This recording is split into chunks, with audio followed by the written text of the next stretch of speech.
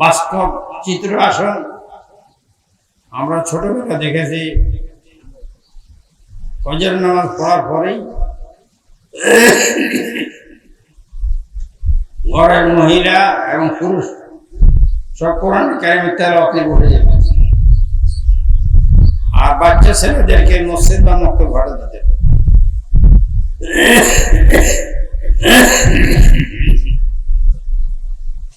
সকাল 10টার দিকে প্রাইমারি স্কুলে ভাড়া দেন বাংলা ভাড়ার জন্য, কিন্তু ফজরের ভাড়ার সময়টা ছিল কোরআন কারিম শিক্ষা করার জন্য। এই ছিল দেশের চিত্র। বর্তমানে কিন্ডার গার্ডেন আবিষ্কার হয়েছে ফজরের পর থেকে। এই কিন্ডার গার্ডেন কেন আবিষ্কার হয়েছে?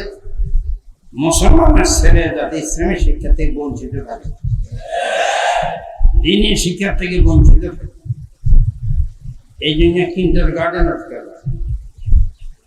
এইসব কিন্ডার গার্ডেনের মধ্যে কিছু কিন্ডার গার্ডেন হতে এবং বাইরে হতে পারে যেখানে কোরআন কারিমের কিছু অংশ শিক্ষা দেওয়া হয়, এই সংখ্যা কম। অধিকাংশ কিন্ডার গার্ডেন আধুনিক দলে গড়া হচ্ছে যেখানে কোরআন কারিম শিক্ষার কোনো ব্যবস্থা নেই।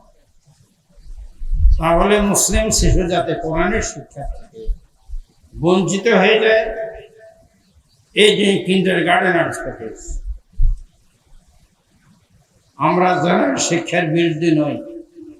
আপনার সন্তানকে আপনি বাংলা পড়ান, ইংরেজি পড়ান, অঙ্ক পড়ান, সমাজপাঠ পড়ান, সমাজ বিজ্ঞান পড়ান, এর আমরা বিরোধী নই। কিন্তু মুসলমান হিসেবে আপনার প্রথম কর্তব্য হল সন্তানকে দ্বীনি শিক্ষা দেওয়া, কোরআন কারিম শিক্ষা দেওয়া। এটা আপনারই মেনে দায়িত্ব। শরীয়তের নির্দেশ, সন্তান যখন ভূমিষ্ঠ হয় ডান কানে আযান, বাম কানে ইকামত দেওয়া। তার জন্মের 7ম দিন তার মাথার চুল কেটে দাও, এই পরিমাণ যদি ক্ষমতা থাকে স্বর্ণ অথবা রূপা সদকা করে দাও, এবং তার উত্তম একটা নাম রাখো, তার নামে আকিকা করো। সন্তানের বয়স যখন 7 বছর হয় তখন তাকে নামাজে দাঁড় করাই দাও। এর অর্থ 7 বছরের শিশু তার শিক্ষায় মানের হওয়া চাই যাতে সে নামাজ পড়তে সক্ষম হয়। 7 বছরের শিশু নামাজ পড়তে সক্ষম হলে তাহলে নিঃসন্দেহে 7 বছর বয়সে কোরআনে কারিমের নাজরা তাকে শিক্ষা দিতে হবে। কমপক্ষে সূরা ফাতিহার সাথে আরো 10-12টা সূরা তাকে মুখস্থ করাতে হবে, তাহলে তো সে নামাজ পড়তে সক্ষম হবে। ওযুর মাসলা তাকে জানতে হবে, ফাঁকি না ফাঁকির মাসলা জানতে হবে। 7 বছরের শিশুকে এইভাবে শিক্ষা তাকে দিতে হবে। সন্তানের বয়স যখন 10 বছর হয় তখন তাকে শাসন করে নামাজ পড়াইতে হবে। আপনার সন্তান যদি নামাজি হয় নিঃসন্দেহে এই সন্তান চরিত্রবান হবে, এই সন্তান নেক হবে, এই সন্তান হতে সৎকার জারিয়া হবে। সে যত নেকামল করবে এর সব আপনার কবরে পৌঁছে থাকবে। এর বিপরীত কোরআন শিক্ষাতে সন্তান যদি বঞ্চিত হয়, আপনার ছেলে জিপি 5 পেয়েছে, গোল্ডেন হয়েছে, আপনি অহংকার করতেছেন। কিছুদিন পর দেখা গেল আপনার এই সন্তান মাদক আসক্ত হয়ে গেছে, এরপর সে উশৃঙ্খল বিশৃঙ্খল হয়ে গেছে এবং তার জিন্দগি উশৃঙ্খল চলে গেছে, মা বাবার অবাধ্য হয়ে গেছে। তাহলে কোরআন শিক্ষাতে বঞ্চিত হওয়ার কুফর শুরু হয়ে গেল, সন্তান আপনার হাতছাড়া হয়ে গেল, সন্তান জিন্দগি ধ্বংস হয়ে গেল। সমাজের এই করুণ অবস্থা কেন সৃষ্টি হল? কোরআনের শিক্ষা থেকে সন্তান বঞ্চিত হওয়ার কারণেই সন্তানের এই দুরবস্থা হয়েছে। আজকে আমাদের যুব সমাজ মাদকে আসক্ত হয়ে পড়েছে। দেশের প্রধানমন্ত্রী থেকে আরম্ভ করে বিভিন্ন মন্ত্রী মিনিস্টার এর বিরুদ্ধে আওয়াজ তুলছে, মাদকের বিরুদ্ধে। থানার ওসি তারা করে মাদক বন্ধ করো। উদ্যোগ নিঃসন্দেহে প্রশংসনীয় উদ্যোগ। তবে মাদক কেন সন্তান মাদক আসক্ত কেন হল সেটি কেন তলায় দেখেছি। তার মূল কারণ হল তাকে সুশিক্ষার থেকে, কোরআনের শিক্ষার থেকে বঞ্চিত করার কারণে আজকে সন্তান মাদক আসক্ত হয়েছে।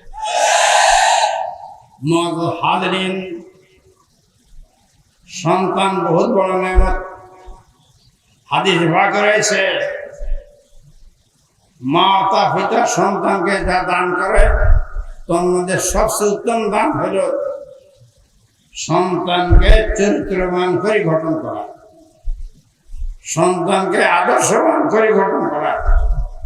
এটা হলো সবচেয়ে বড় অবদান, সবচেয়ে বড় উত্তম দান। এর থেকে উপরের দান হতে পারে না। আপনার সন্তানকে যদি আপনি চরিত্রবান করে গঠন করেন, নিঃসন্দেহে এই সন্তান আপনার জন্য শান্তির হাতে সমান হবে, সমাজের জন্য, জাতির জন্য, দেশের জন্য শান্তির কারণ হবে। আর আপনার জন্য সৎকার জারিও হবে। সে ন্যাক হবে, যত ন্যাক আমল করবে এ সব আপনার কবরে খুঁজতে থাকবে। এই জন্য কোরআনের শিক্ষা থেকে আমরা যেন বঞ্চিত না হই, বরং কোরআনের শিক্ষার দ্বারা আমরা আমাদের সন্তানদেরকে যেন কোরআনের শিক্ষা দ্বারা শিক্ষিত করে গড়ে তুলি পাই।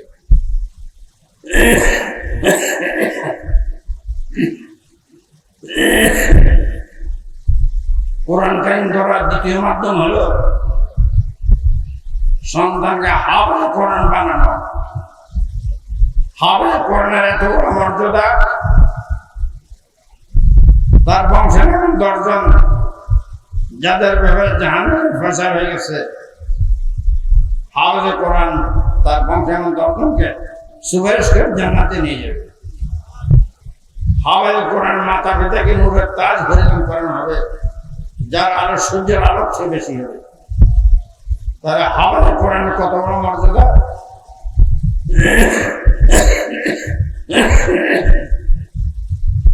এই জন্য কোরআন কারীম ধরার দ্বিতীয় মাধ্যম হলো সন্তানকে হাফেজ কোরআন বানানো।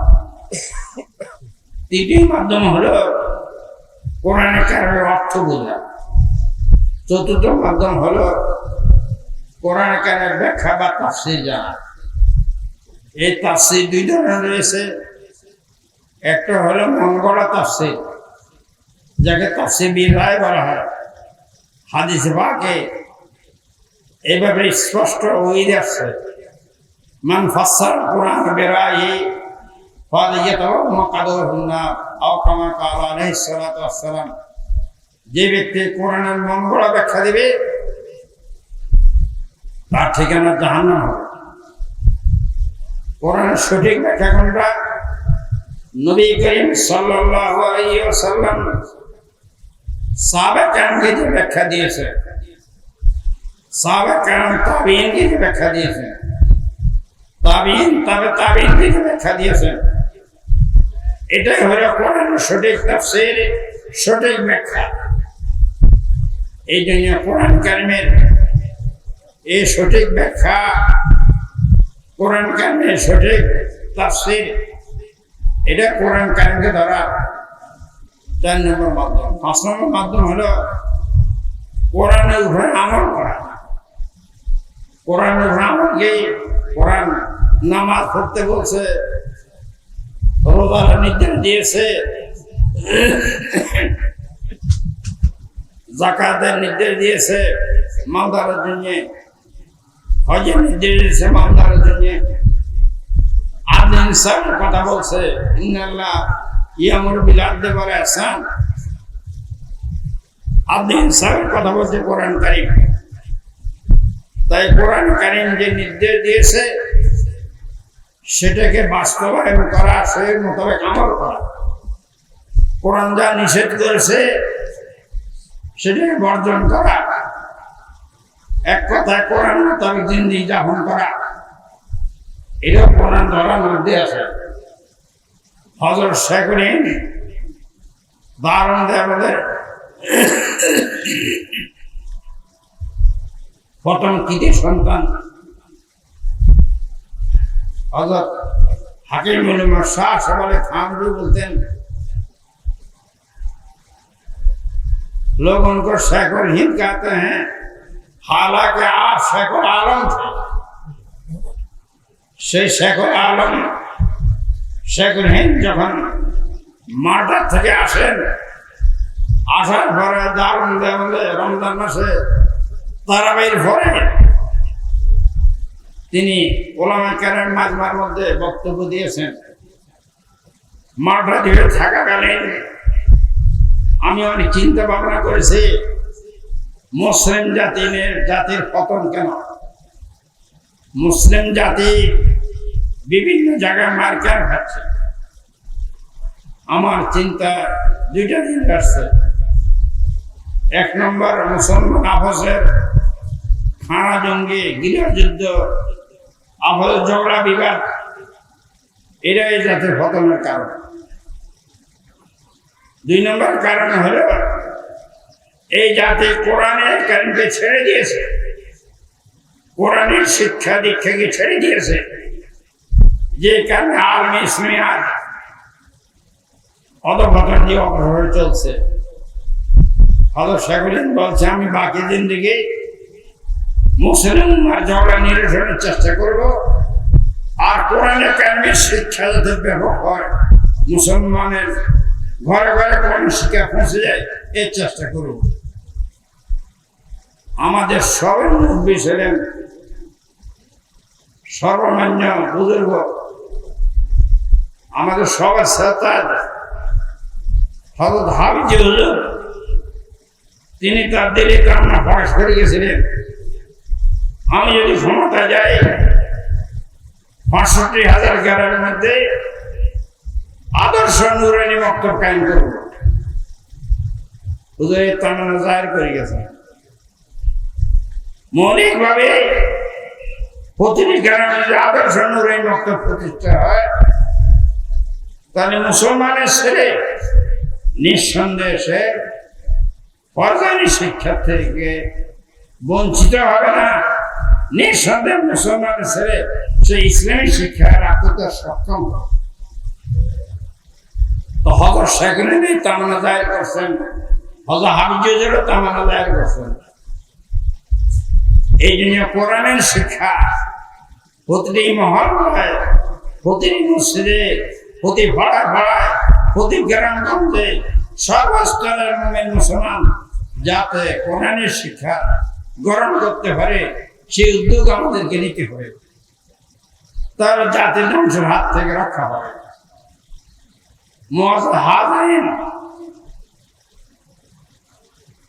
আজ সমাজে যে দুর্নীতি চলছে, এই দুর্নীতিবাজ কারা? যারা চরিত্রহীন তারা দুর্নীতিবাজ, আর যারা চরিত্রবান তারা কখন দুর্নীতিবাজ হতে পারে না। কাজের সমস্যার সমাধান দিতে হলে জাতিকে চরিত্রবান করে গঠন করতে হবে, আর জাতিকে চরিত্রবান করে গঠন করতে হলে কোরআনের শিক্ষা, দ্বীনের শিক্ষা কোন বিকল্প নেই। কোরআনের শিক্ষা থেকে জাতি যত দূরে সরবে, তত জাতি অধঃপতনের দিকে অগ্রসর হবে। জাতিকে রক্ষা করা যাবে না। যদি সত্যিকার আমরা দেশকে ভালোবাসি, জনগণকে ভালোবাসি, জাতির কল্যাণ চাই, আসুন কোরআনের শিক্ষা ঘরে ঘরে মহল্লা মহল্লা ব্যাপকভাবে পৌঁছে দিই। আমার জানা মতো বাংলাদেশে এমন লোক রয়েছে, তিনি নিজ হাফেজে কোরআন, আবার ইঞ্জিনিয়ার, আবার ব্যবসায়ী, নিজের সন্তানকে হাফেজে কোরআন বানিয়েছেন, এবং হাফেজে কোরআন বানানোর পরে কম্পিউটার সায়েন্সের মধ্যে ছেলেকে পড়াইতেছেন। তাহলে হাফেজ হওয়ার পরে কম্পিউটার সায়েন্স এসে ইঞ্জিনিয়ার হইতেছে, বাধা আছে ভাই। আগে মুসলমান হিসেবে তাকে ইসলামী শিক্ষা দিতে হবে। ইসলামী শিক্ষা দেওয়ার পরে, কোরআনের শিক্ষা দেওয়ার পরে, তাকে চরিত্রবান করে গঠন করার পরে পরে আপনার ডাক্তার বানান, ইঞ্জিনিয়ার বানান, এর কোনো বাধা নেই। কিন্তু মুসলমানের ছেলে তাকে মুসলমান না বানাইয়ে এমনি ছেড়ে দেন, এই সন্তানের সময় হয়তো নাস্তিক হবে, মোরতাদ হবে এবং উচ্ছৃঙ্খল বিশৃঙ্খল হবে, দুর্নীতিবাজ হবে, সমাজের জন্য জাতীয় জন্য ধ্বংসটা নিয়ে আসবে। এই যে আসন কোরআনের শিক্ষা গ্রহণ করে মজা হাদিন নবী করিম সাল্লাল্লাহু আলাইহি খাতামুন নবী, সর্বশেষ নবী, খতমে নবুওত আর তাকমিলে নবুওত। কামালে নবুওত দুই জিনিসের আখলাক। আল্লাহ তার মাবুস জাতে কেরামের উপরে এলমকে পরিপূর্ণ করে দিয়েছেন, আখলাককে পরিপূর্ণ করে দিয়েছেন।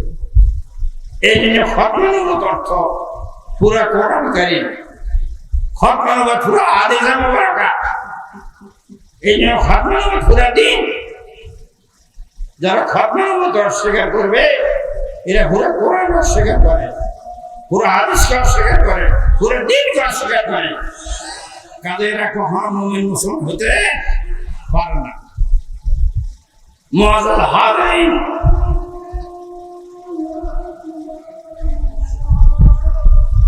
কাদিয়ানী সম্প্রদায়, গোলাম কাদিয়ানীকে নবী মানে, সে নিজে নবুওতের দাবি করে কাফের হয়ে গেছে। এই কাফের গেছে নবী মানবে, সে কি কাফের মন হবে? নিঃসন্দেহে সে কাফের মন হইতে পারে না। আসল কাদিয়ানী ফিতনার বিরুদ্ধে আমরা আন্দোলন করে তুলি, যাতে দেশে কাদিয়ানী সম্প্রদায়কে অনতিবিলম্বে সরকার অমুসলিম ঘোষণা করে।